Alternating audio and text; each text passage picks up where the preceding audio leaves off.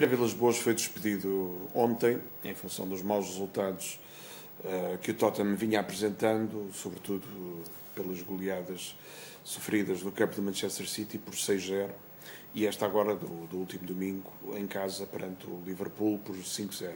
Eu acho que esta decisão, este despedimento não surpreende a maioria das pessoas, dos adeptos que acompanham o futebol, porque o Tottenham de facto este ano ainda não tinha convencido.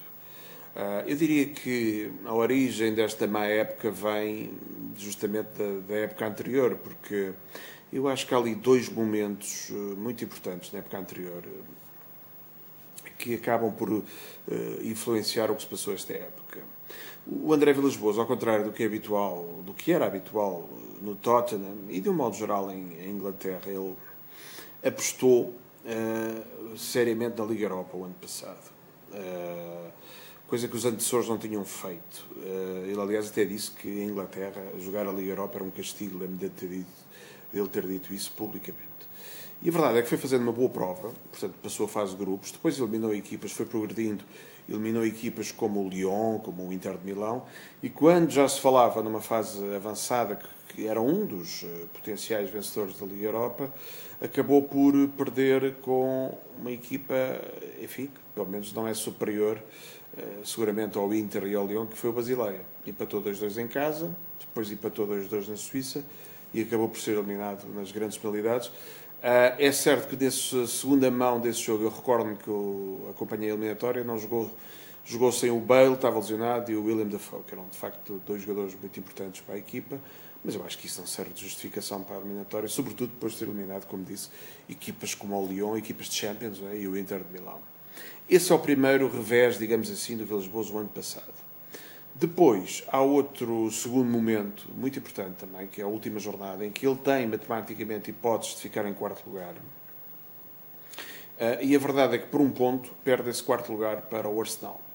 Ele ganha o último jogo em casa, já no fim, depois o jogo no White Hart Lane acaba primeiro, ficam todos à espera para ver o que é que o Arsenal fazia, se mantinha a vantagem em Newcastle, e a verdade é que o Arsenal foi ganhar a Newcastle. Portanto, aí uma prova de experiência do Arsenal.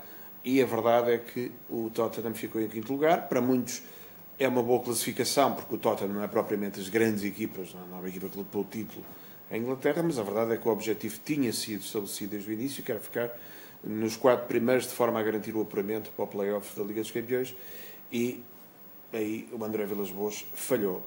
Estes momentos são mais importantes daquilo que podem parecer, porque lá está, é a diferença de ganhar e perder e a diferença entre ser classificado ou não ser.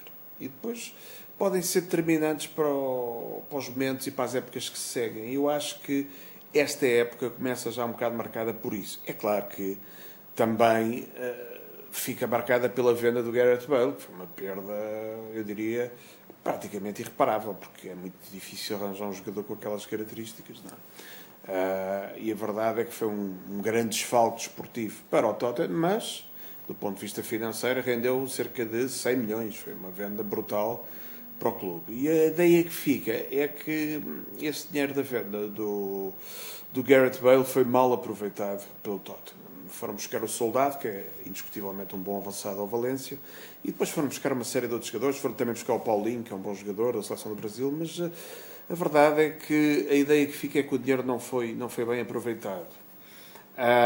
Não sei como é que foi gerida a política de contratações. Nós sabemos que em Inglaterra um treinador é um manager, ou seja, tem mais poderes do que um treinador normal, como é em Portugal, Espanha ou Itália.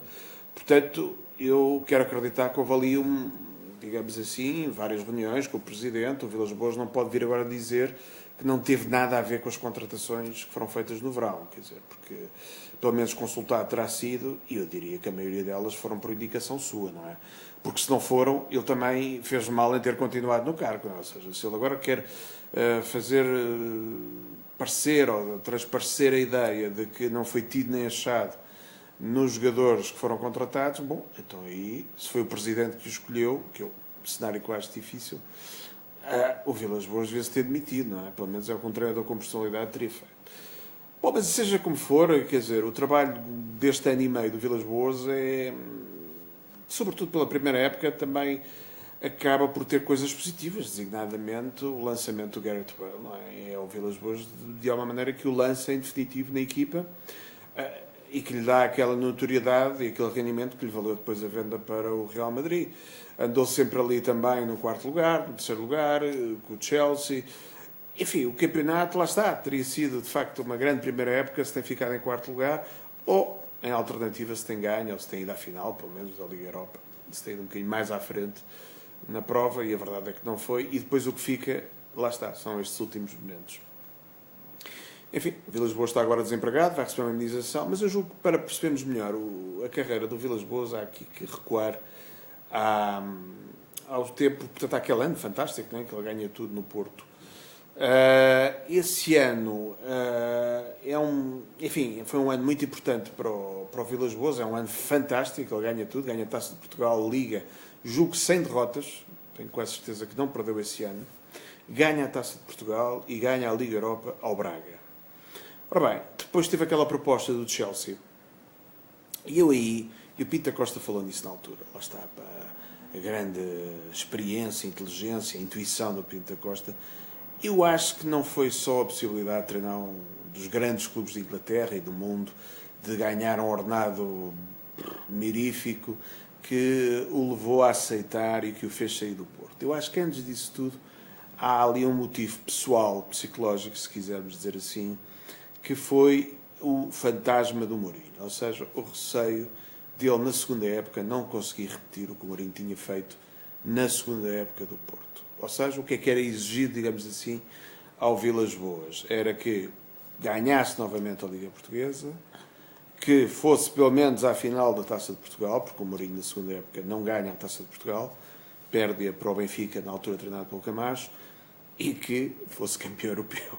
Bem, é claro que o Villas-Boas é realista, não é? E obviamente ele sabe que o Mourinho só há um, não é? Ele já o disse.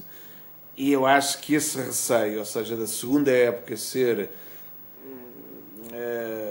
não só abaixo, mas porventura muito inferior, não só à primeira do Villas-Boas, mas sobretudo muito inferior em relação à segunda do Mourinho. Acho que o fez aproveitar. Foi um argumento importante para ele aceitar o convite do Chelsea, que ainda rendeu 15 milhões ao Porto, depois ainda tem esse argumento clubista de ter dado dinheiro ao seu clube do coração, não é? E, portanto, isso faz com que ele tenha, na minha opinião, saído cedo demais do Porto. Eu devo dizer que considero o Villas-Boas um bom treinador, e continuo a achar, apesar destes falhanços em Inglaterra. Eu acho mesmo que ele, a seguir ao Mourinho, será, ou pelo menos seria, não sei, o segundo melhor treinador português. Sempre tive essa ideia, acho que é um treinador taticamente muito bom, organiza muito bem as equipas, tem uma boa personalidade. Mas, claro, Mourinho só há um, e a verdade é que ele tem esse fantasma por ter sido adjunto dele, que não sei se não o terá prejudicado, como dizia há pouco, nesta decisão de ter ido logo ao fim de um ano. Quer dizer, qual era o currículo dele? Ele tinha estado cerca de meia época, um pouco mais na Académica, fez um ano no Porto e mais nada, quer dizer, depois daí salta para o Chelsea. É um salto de facto muito grande, muito grande. Eu acho que as carreiras têm que ser geridas por etapas e ele queimou várias etapas.